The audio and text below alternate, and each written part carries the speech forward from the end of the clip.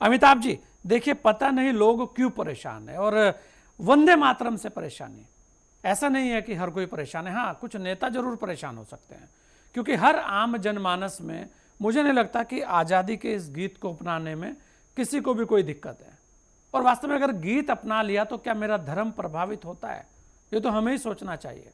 धर्म तो पहले यही कहता है कि भाई जहां आप रह रहे हैं सबसे पहले तो आप उसी को अपनाओ, वही भी तो आपका धर्म है। अगर हम जहां रह रहे हैं पहले उसको साफ स्वच्छ और ताकतवर बनाएंगे तभी तो हम भी ताकतवर बनेंगे।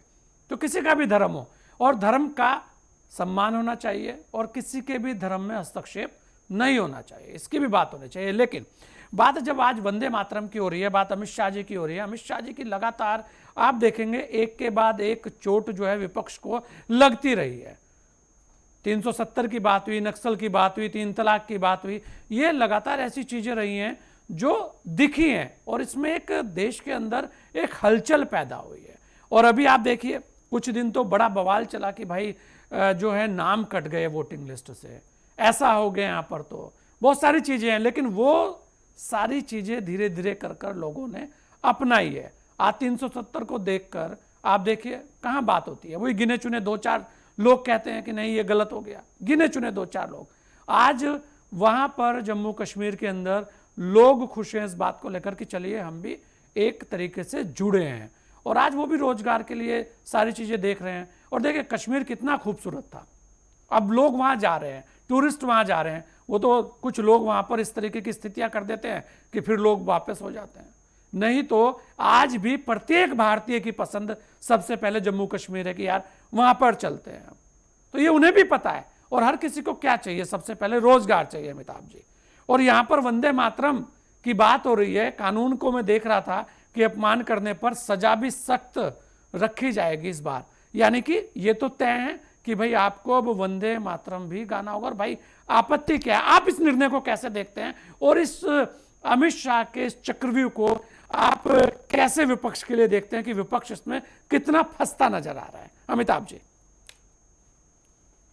संजय भाई ने कहा ना अभी कि मुद्दा नहीं है विपक्ष के पास, तो अमित शाह जी की कृपा है, वो एक मुद्दा उन्हें पकड़ा रहे हैं, लीजिए अब आपको मुद्दा मिल गया है और आप इसके ऊपर उछल कूद कीजिए, हाँ और हमारे खिलाफ कुछ आंदोलन अभियान चलाइए आप, तो ये मुद्दा मिल गया है। हाँ अब मुद्दा इसलिए भी है, आप देख रहे होंगे कि इधर लगातार कई ऐसी घटनाएं हुई हैं जिसमें वंदे मातरम का गीत का अपमान करने की कोशिश की गई। हाँ हमें इस बात को समझना चाहिए कि वंदे मातरम जो है हमारी भारतीय अस्मिता से जुड़ा हुआ गीत है, हमारी धरती का, हमारे देश का, हमारे समाज का, हमारे लोगों का, हमारी संस्कृति का, हर चीज का उसमें एक जो है उसकी एक झलक उसमें है, जिस पे हमें गर्व होना चाहिए और उसका सम्मान करना चाहिए। सारी दुनिया में वो हमें एक पहचान देता है, वो उस गीत के माध्यम से वो हमें जानता है, इस भारत भूमि को, पवित्र भूमि को वो जानता है।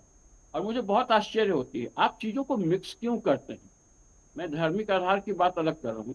अब आप बताइए, जब आप जो भी समाज इसका विरोध करने की कोशिश कर रहा है या जिसको भड़काया जाता है कि भाई इसमें हमारे धर्म का अपमान है या कुछ ऐसी बात है, भाई जब आप मंदिर की घंटियां बना रहे होते हैं, बेच रहे होते हैं, फूल पत्ते बेच रहे होते हैं, बहुत सारे काम सारा कर रहे होते हैं, तो कहीं कोई अपमान नहीं होता, कहीं कोई आपको उससे दूर रहने की दिक्कत नहीं आती है। बहुत सारे रोजगार ऐसे हैं जो भारतीय धर्म से जुड़े हुए हैं, उसमें ज्यादा से ज्यादा उस समाज के लोग हैं। कपड़े तो बनाते हैं, भगवान के कपड़े, देखिए आप कपड़े, सबसे ज्यादा भगवान की मूर्तियां मूर्तियां मूर्तियां, बनाते कपड़े, हैं। उन्हें आप, मैं यही कह रहा हूं ना कि आम आदमी को कोई दिक्कत नहीं है अमिताभ जी, दिक्कत चंद नेताओं को है। आप देखिए जब उस टाइम वंदे मातरम गाया गया, उस आजादी में तो सभी लोग थे, तब तो दिक्कत किसी को लगी? अगर लगती तो कोई दूसरा एक और नया गाना आ जाता, तब तो भेदभाव वहीं से शुरू हो जाता, फिर देश आजाद कैसे होता? अमिताभ जी जी। नहीं नहीं, भेदभाव था, देखिए वो हमें उस लाइन को भी इनकार नहीं करना चाहिए। देखिए हम बेसिकली ना उस समस्या की जड़ को समझने की कोशिश नहीं कर रहे हैं जो है, और वो लगातार देखिए बनी रही है। भाई इस्लाम जो इस देश में आया है तो उसने यहाँ पे कब्जा किया, अत्याचार किए, लोगों को जबरदस्ती कन्वर्ट किया है, तो उसकी एक भूमिका रही है जो हमारे मानस में कहीं ना कहीं वो जो है वो जलती रहती है, प्रज्वलित होती रहती है। और जो उसके बाद कन्वर्ट लोग हैं वो भी उसी लाइन पर अरबी लोगों की तरह जो बाहरी आक्रांता थे उनकी लाइन पर चलते रहे लगातार। उस लाइन पे इस देश को उन्होंने तोड़ा, लाखों लोगों पर अमिताभ जी, को पुरानी मारा बातों गया। को कब तक यहाँ पर रखा जाएगा? भाई जो हो चुका, अब तो नए भारत की बात हो रही है, डिजिटल भारत की बात हो रही है। भाई अब तो कोशिश यही सब की आपस जा में एक रही है, साथ रह रहे हैं, फिर भी उसके कोशिश यही बाद की जा रही यही है। बातें निकाल कर लाई जाती हैं। जी अमिताभ जी। हाँ, तो वो राजनीति चमकाने के लिए कुछ लोग अभी भी इस भ्रम से बाहर नहीं निकल पाए। हाँ। वो चंद वोटों के लिए उस वर्ग को हमेशा अपना गुलाम बनाए रखने के लिए इस तरह की हरकतों में उन्हें झोंकते हैं और वो भी फंस जाते हैं। 2014 के पहले तक निश्चित रूप से वो राजनीति चल रही थी। जो वोटर हैं उनको बेवकूफ बनाए रखो और अपने पक्ष में मतदान करो, उसमें कुछ परिवर्तन आया है। लेकिन हम सभी जानते हैं कि जो मुस्लिम समाज है अभी भी उसका एक बड़ा तबका, बड़ा वर्ग जो है वो उन्हीं तौर तरीकों में फंसा हुआ है और उसी के आधार पर वोट करता है। और ये हम बार बार अपने चुनावी चर्चाओं में हमने देखा हुआ है। कई बार इस तरह की चर्चाएं आती है ना कि सरकार ने मकान दे दिया, उस मोहल्ले में सारे मकान जो है मुस्लिम मतदाताओं को दिए गए, लेकिन एक वोट भाजपा को नहीं मिला। तो ये सब चीजें हैं जो सामने हैं, उनको ठीक कैसे करना है उन पर हमें विचार करना है और उस समाज को भी समझना है कि ये देश तुम्हारा है भाई, तुम्हारे माँ बाप खानदान पीढ़ियां यहाँ गुजरी हैं, ये तुम्हारी जमीन है, तुम्हारी धरती है। इसको तुम समझो और तुम्हारा हक है, अधिकार है, उसको करो। और कहीं पे भी उसका अपमान हो तो तुम्हें भी खड़ा होना चाहिए। ये समझ उनके अंदर आना बहुत जरूरी है।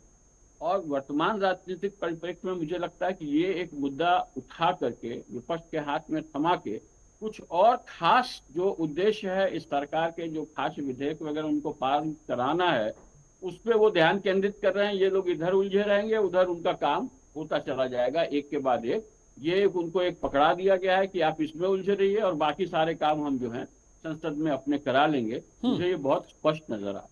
पर अमिताभ जी, आपको नहीं लगता कि ये बिल, क्या आपको लग रहा है कि रुक जाएगा, या इस पर कोई विपक्ष अलग वोट कर जाएगा? अभी की बिल तो स्थितियों पास में होगा। देखिए किसी बुरी तरह विपक्ष को इन्होंने ध्वस्त कर रखा है। और विपक्ष की सबसे बड़ी पार्टी कांग्रेस को मुझे लगा कि चिंता ही नहीं है। विदेशों की सैर हो रही है, आपस में झगड़े हो रहे हैं, ये इस बात को समझ ही नहीं पा रहे हैं कि हमें एकजुट होकर के कुछ स्ट्रेटेजी प्लान करना चाहिए, क्योंकि सरकार बहुत सारे ऐसे काम करने जा रही है जिसका विरोध विपक्ष करता रहा है। अब तो मुझे पूरी तरह ध्वस्त विपक्ष दिख रहा है और इस बार शायद ही कुछ रोक पाएंगे, अनलेस अनटिल ये कुछ ऐसा वितंडा ना खड़ा करें जिसमें संसद को की कार्यवाही को रोक दें, संसद को ठप कर दें।